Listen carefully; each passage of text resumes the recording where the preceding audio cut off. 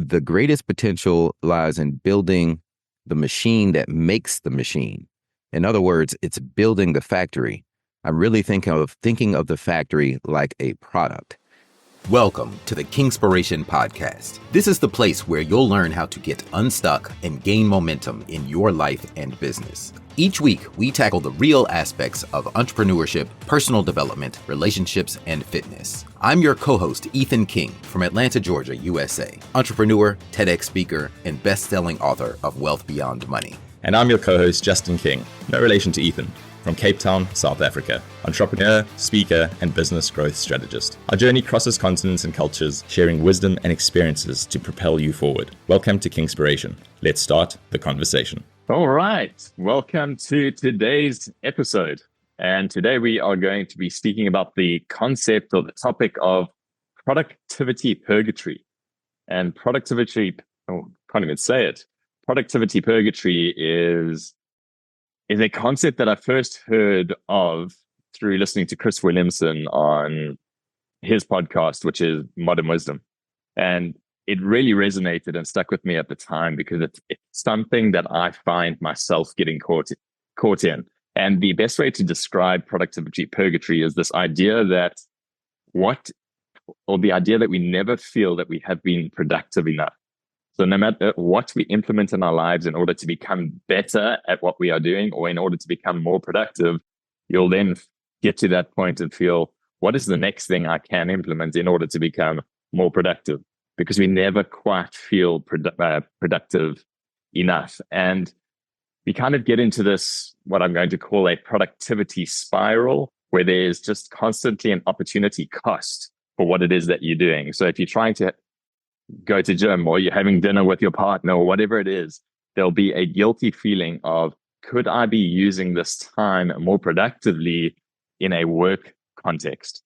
You're probably using it pretty productively in order to build your relationships and to become more fit and achieve that goal that you're wanting to with regards to running your marathon or whatever it may be.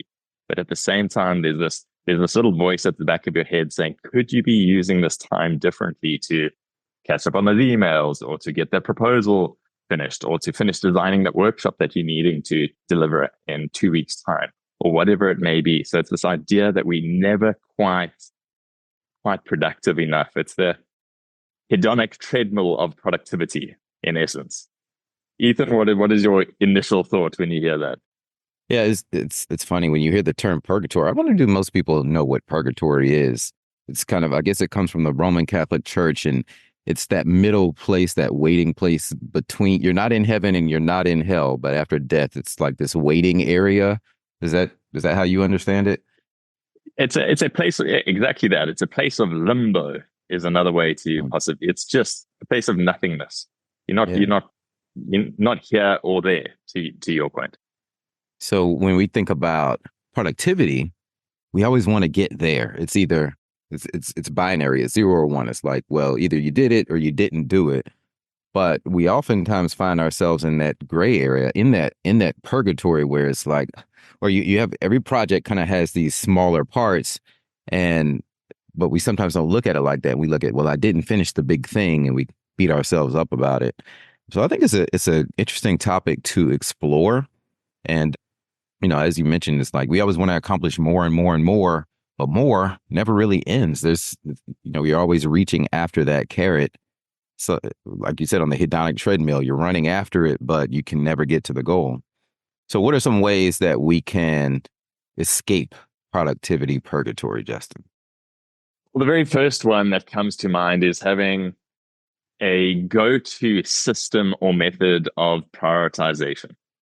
And in order to do that, it's the first one that comes to mind really is the Eisenhower Matrix that has been around for a long time. And a lot of listeners will be very familiar with what it is and where it's from. And Ethan, I know you actually telling me before, because I couldn't recall exactly where it was from, but it's from the 7 Habits of Highly Effective People, correct? Yeah. The classic book. If you haven't read it, definitely pick it up. The 7 Habits of Highly Effective People by Stephen Covey. And one of the habits is this Eisenhower Matrix. It's also referred to as the urgent versus important matrix.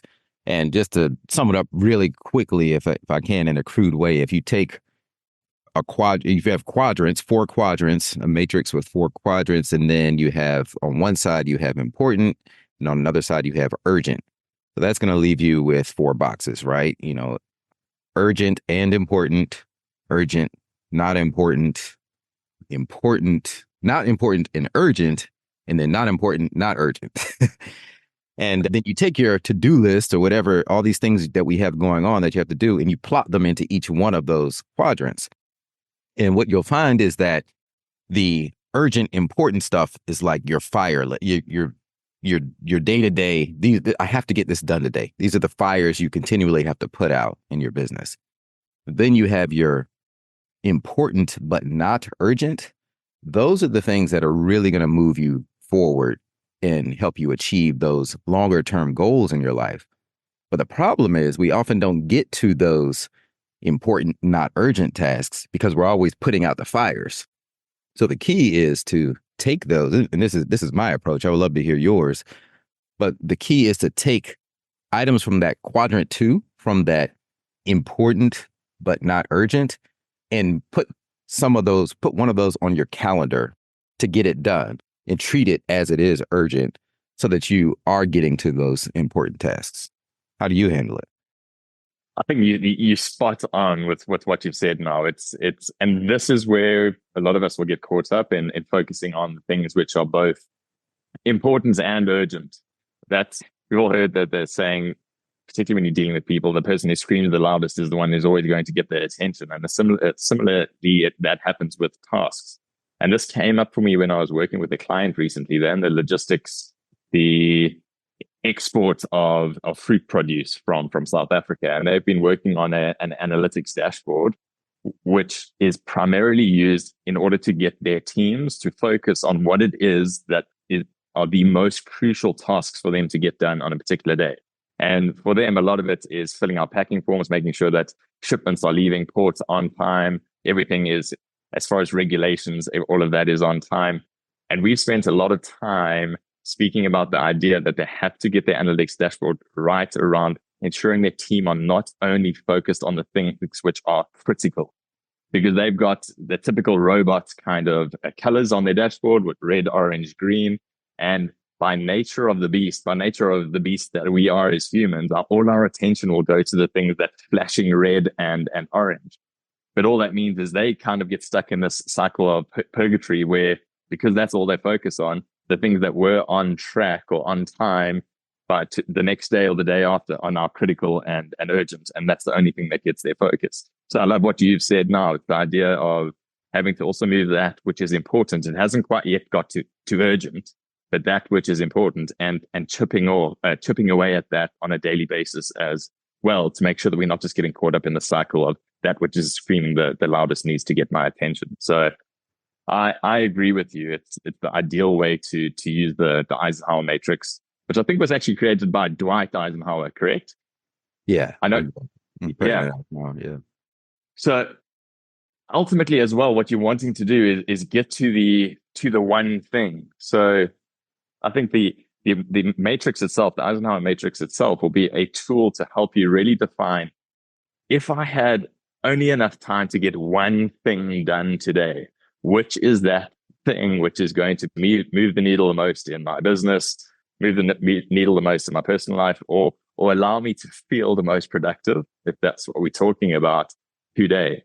And that's really what you're wanting to kind of get done first and give a lot of your time and attention to. That we actually use that in our daily check-ins with our team. And that's how I position. I say, guys, if you had only enough time to get one thing done today, what is that one thing that you're focusing on getting today? And that's how we report on our daily check-in. Yeah, that's great. And that comes from the book, The One Thing by Gary Keller, right? Which is another must read, I would say. 100%. So point number 2, yeah. So this one, I recently read Elon Musk's biography, the most recent one by, what's the guy's name? The same guy who wrote Steve Jobs' biography. I'm losing his name at the moment. But there was a quote that really stood out to me where Elon Musk said, the greatest potential lies in building the machine that makes the machine In other words, it's building the factory. I'm really thinking of the factory like a product. And so Elon Musk said that he doesn't focus on building the Teslas. He focuses on building the robots and constantly improving the robots that build the Teslas. And if we apply that to our own businesses, whatever our output is, our product or service that we deliver to the public, well, instead of continually focusing on delivering that product, focusing on the systems, the automations, the processes, the improvements, the continued Kaizen, the continuous improvements that will deliver those things for us. So for me, in my business, I'm always looking at different automations and how we can incorporate AI and different tools. Like we use Keep a lot for our automated email services and Zapier to automate things. But what can I automate and improve that makes the factory better? What's your take on that?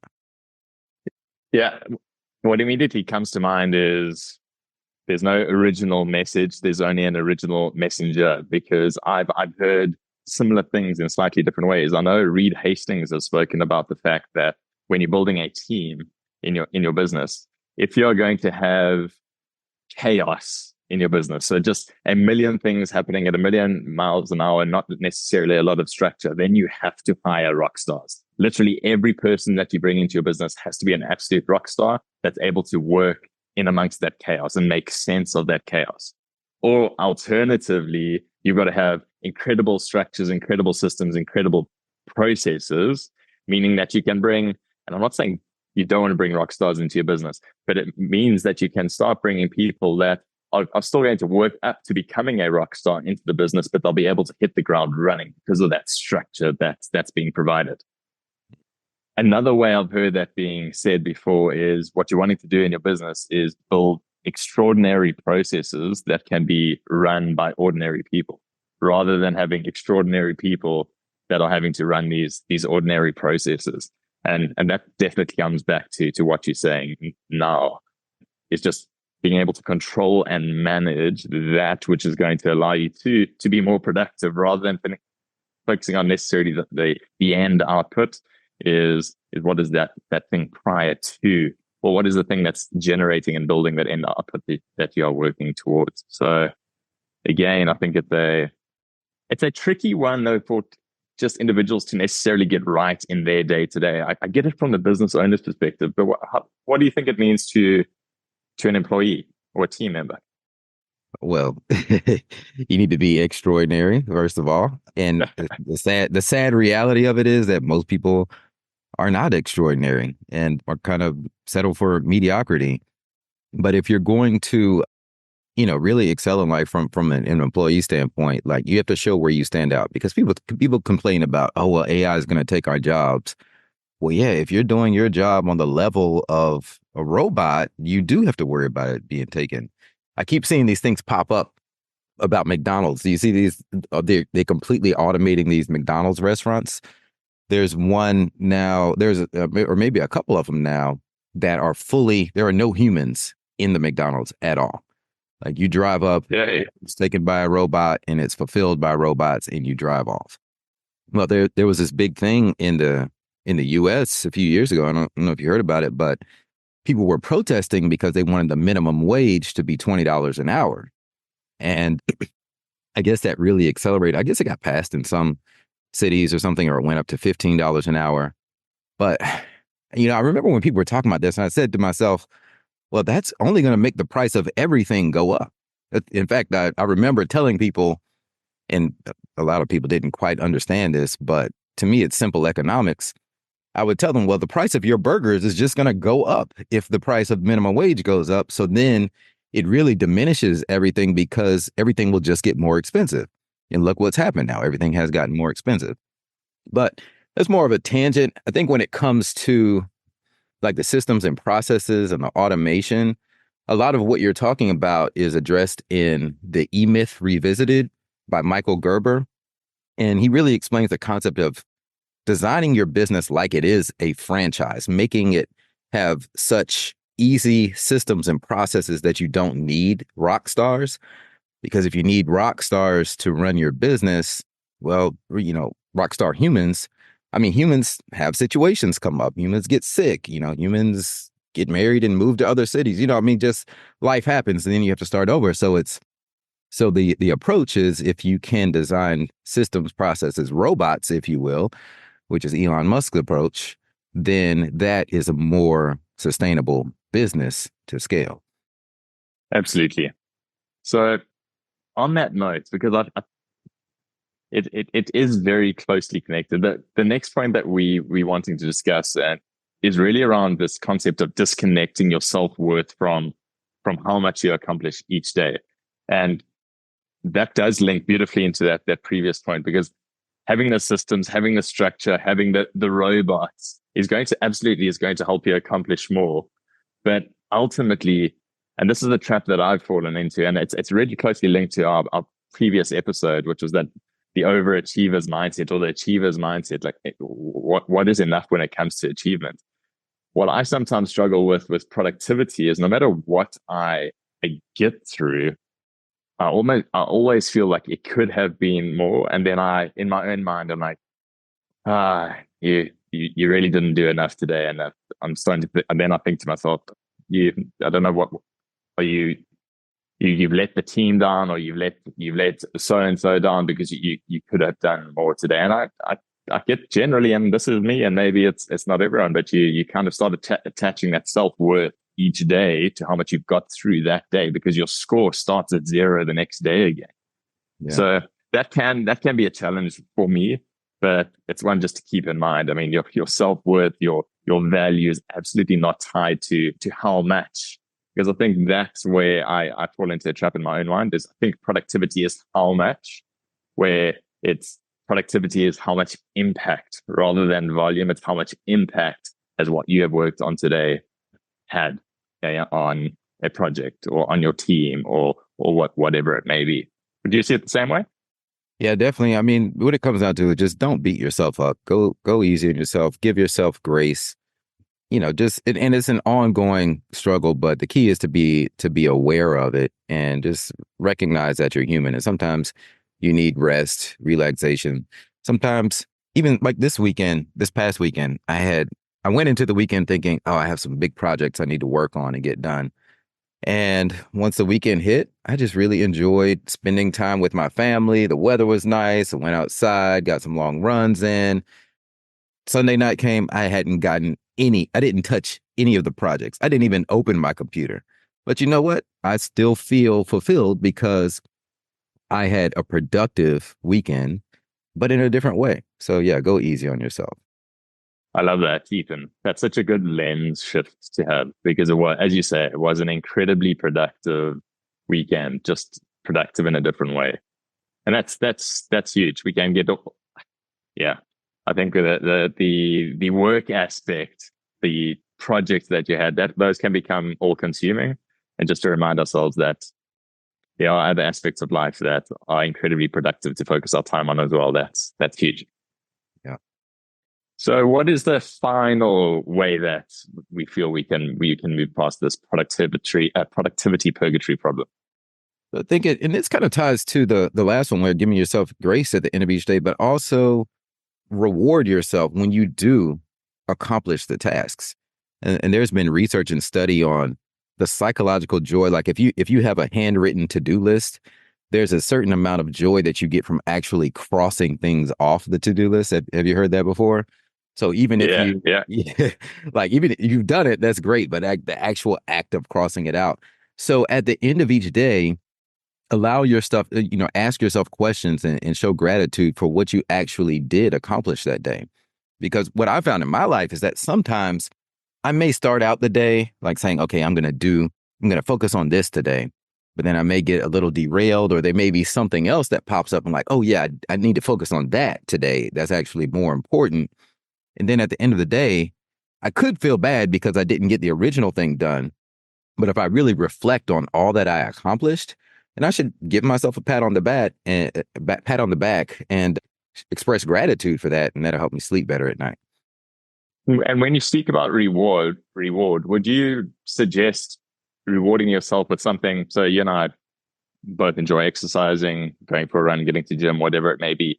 would you suggest using something like that as your reward? So if you get X done, you get to go to gym or you get to go for your run? Or should we be prioritizing the run or the gym first in order to help us be more productive for the day? So this is the thing. That's the constant struggle, right?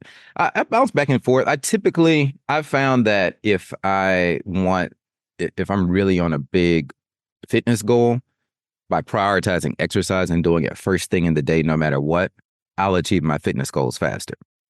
But if I'm focusing on some work goals and finishing projects, then I'll break those projects into like 90-minute chunks, things that I can finish in about 90 minutes. And then to say, at the end of this 90 minutes, I'm going to reward myself with a run or go outside in the hot tub or whatever it is, but just little micro rewards, go eat lunch. But I'm not going to treat myself to this reward until I've finished this segment of the task. Yeah, I like that. And that's the idea. The reward isn't going out and buying yourself a new Rolex watch or something of that nature. It's these small moments of, let's call them small moments of enjoyment that you can actually enjoy by having first been productive and got something across the line. I think that's what it is. Otherwise, that feeling of not having accomplished something that robs you of that joy, robs you of that enjoyment in that moment. I love that. There's one bonus one that I just thought of. So I've been working with a business coach by the name of George Edie. He's a wonderful business coach. And we were chatting about this very topic.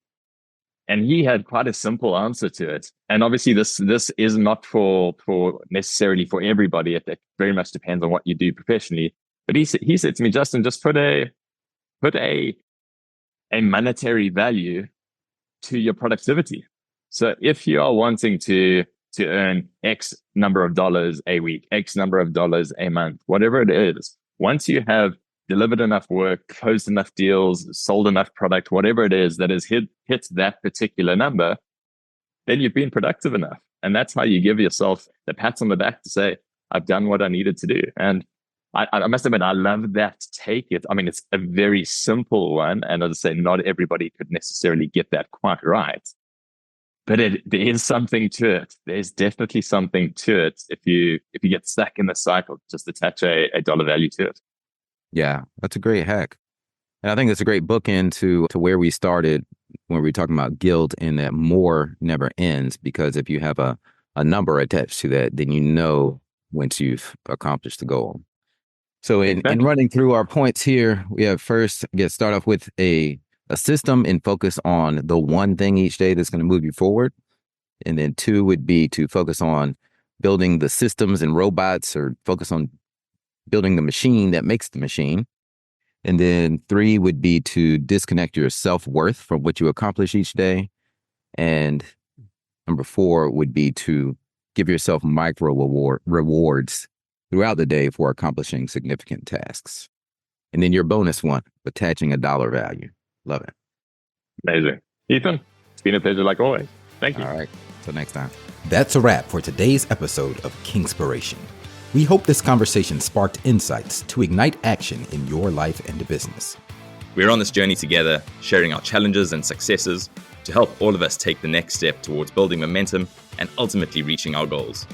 If you found value in today's episode, please share it with someone else who might benefit and leave us a 5-star review. And remember to hit subscribe so you don't miss out on our weekly conversations. Until next time, keep rolling, keep growing, and keep being inspired.